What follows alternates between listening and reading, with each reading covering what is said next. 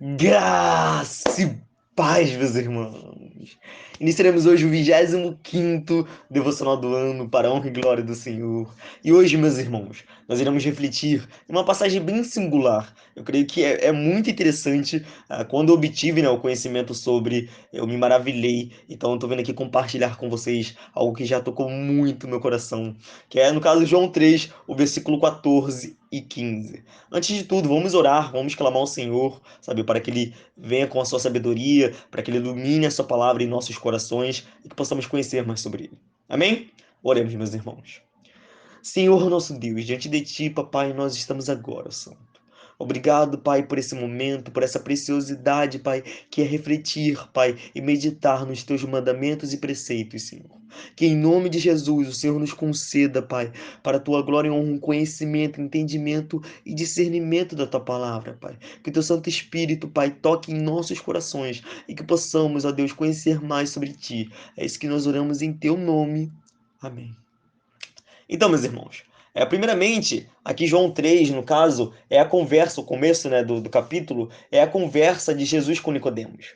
Nicodemos era um homem do alto sinédrio, né, lá da questão judaica, né, na religião judaica, tinha o sinédrio, que era o lugar onde se reunia aqueles que possuíam, né, nomes e aqueles que eram renomados na religião. E Nicodemos era um dos maiores, sabe, do Alto Sinédrio. De modo resumido, estou trazendo para vocês essa informação. E Jesus se encontra com Nicodemos, sabe?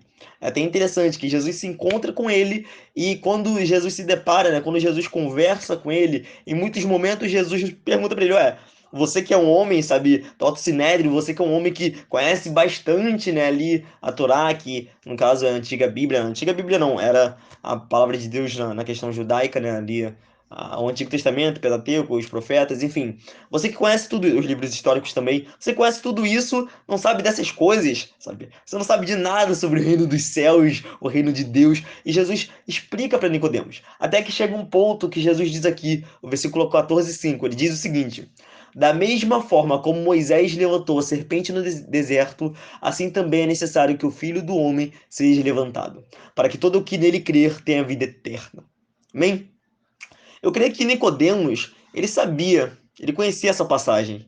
É uma passagem até bem, uma passagem bem conhecida, uma passagem que no Antigo Testamento é bem característica, porque é uma coisa, sabe, que acontece e você lê e você fica atônito, você fica perplexo, como isso aconteceu, por que isso aconteceu, sabe? Eu creio que Nicodemos, quando ele ouviu Jesus falar sobre isso, ele provavelmente sabia, sabe, sobre essa passagem, ele tinha um conhecimento sobre ela, mas ele não tinha um entendimento da passagem, ele não sabia o que significava aquela serpente que Moisés levantou.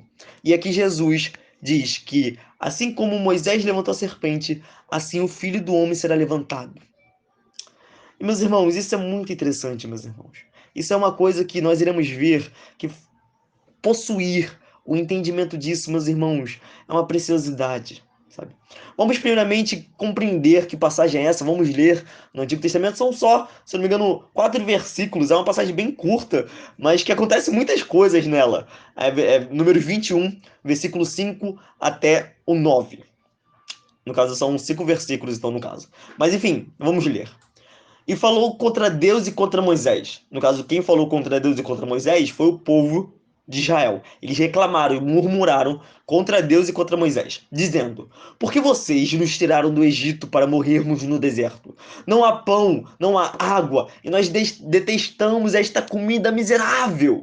Então o Senhor. Aqui é a resposta do Senhor para o povo de Israel.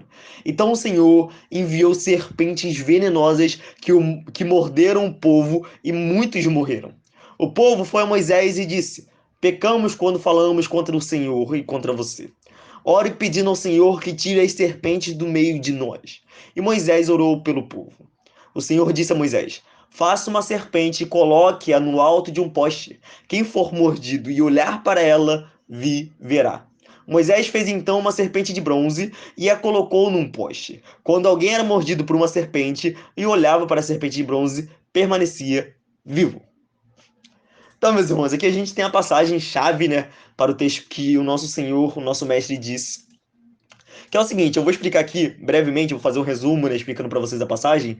Acontece aqui que o povo de Israel murmura contra Deus e contra Moisés e, sabe, de modo completamente ingrato, né? Porque eles recebiam o maná de Deus, eles recebiam a comida dos céus e eles dizem: "Não há pão, não há água", sabe? Deus já abriu, né, no caso, numa rocha, uma fonte de água para eles através, né, do milagre ali que Moisés acabou batendo de modo orgulhoso, né? Enfim, Moisés bateu com o cajado na pedra e saiu uma fonte de água para eles e eles, sabe, falam: "Não há pão, não há água". Eles murmuram contra Deus. Outro detalhe também é que em alguns momentos é até interessante que o povo de Israel murmura falando o seguinte: "Nossa, por que o Senhor nos trouxe para cá, para esse deserto, para morrermos? Sabe, não há comida aqui. Antes, no Egito, nós tínhamos fartura de carne, nós comíamos muito bem."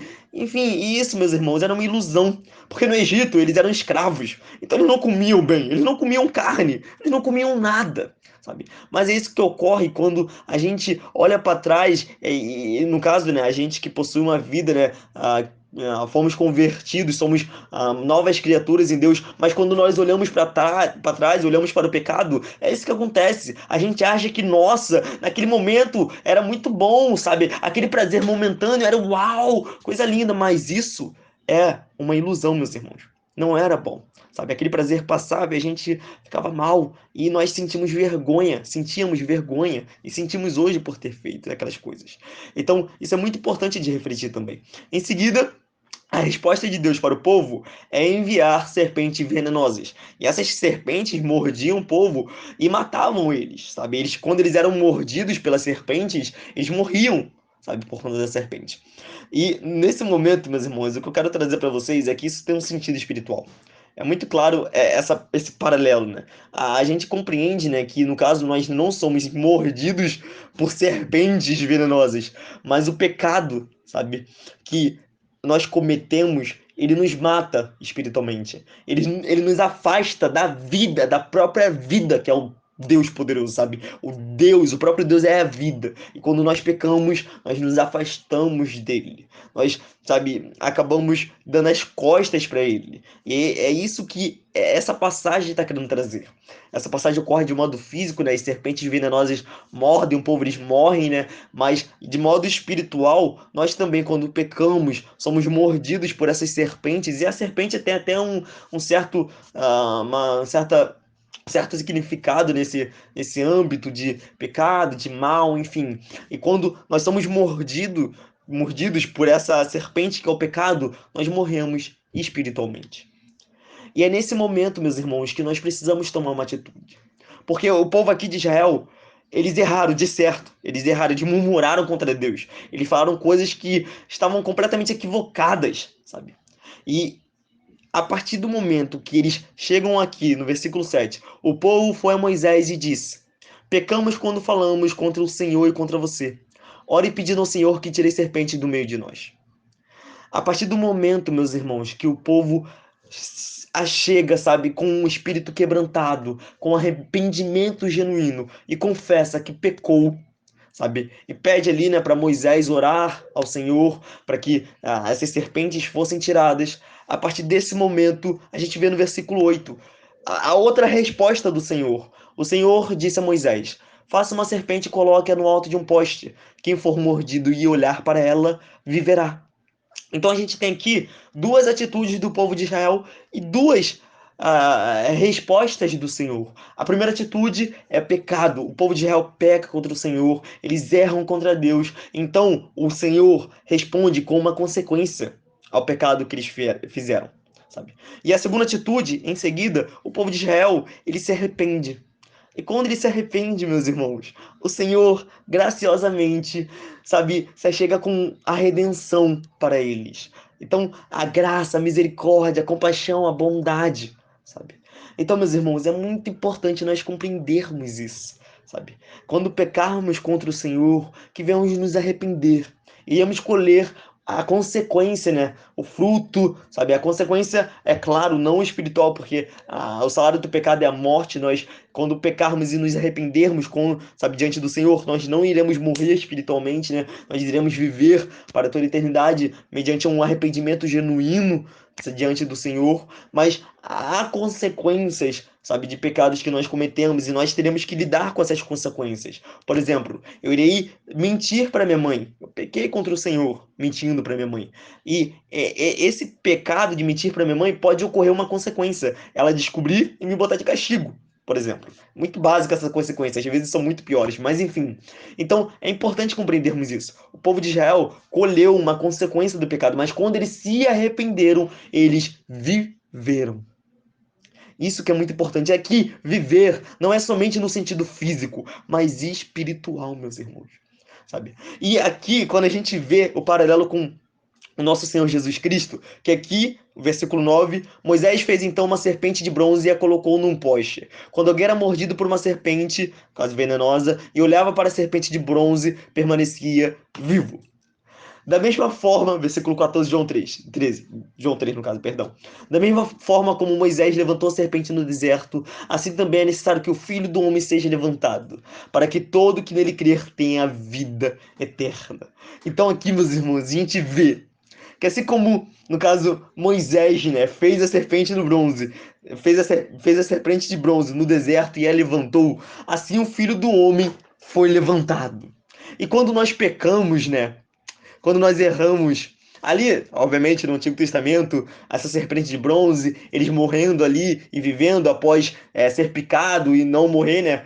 Pelo veneno, enfim, tem um sentido físico, né? Porque eles morriam fisicamente, né? E também, quando eles eram mordidos, eles olhavam para a serpente e eles viviam, né? Eles iriam morrer fisicamente, mas eles não morriam, porque eles olhavam para a serpente. E aqui, quando a gente vê Jesus Cristo sendo levantado no madeiro, a gente vê um sentido espiritual, meus irmãos. Quando nós pecamos, nós estamos mortos espiritualmente. Mas a olharmos para a cruz, a olharmos para o Deus exaltado em um madeiro, meus irmãos, nós vivemos. Sabe? Quando nós cremos nele, quando nós nos refugiamos debaixo da sombra de sua cruz, nós vivemos. Sabe? Quando nós somos lavados dessa mancha do pecado, dessa mácula do mal, pelo sangue de Cristo, somos lavados pelo sangue de Cristo, nós vivemos. Então, meus irmãos, a aplicação, o que eu digo para vocês é que quando pecarmos, sabe, nós iremos colher a consequência do pecado, infelizmente, mas que não venhamos a morrer espiritualmente, mas que venhamos a nos arrepender e olhar para a cruz. Que possamos olhar para a cruz, meus irmãos. Não olhar para as coisas em nossa volta, não olhar para o Egito buscando, sabe, uma ilusão, voltar para aquela vida, mas olhar para a cruz. Porque é a partir da cruz que nós recebemos a graça de Deus, a compaixão, a misericórdia, a bondade, e nós recebemos também, juntamente com tudo isso, né, a manifestação da graça, da bondade, da misericórdia, enfim, da compaixão. A manifestação disso é a salvação.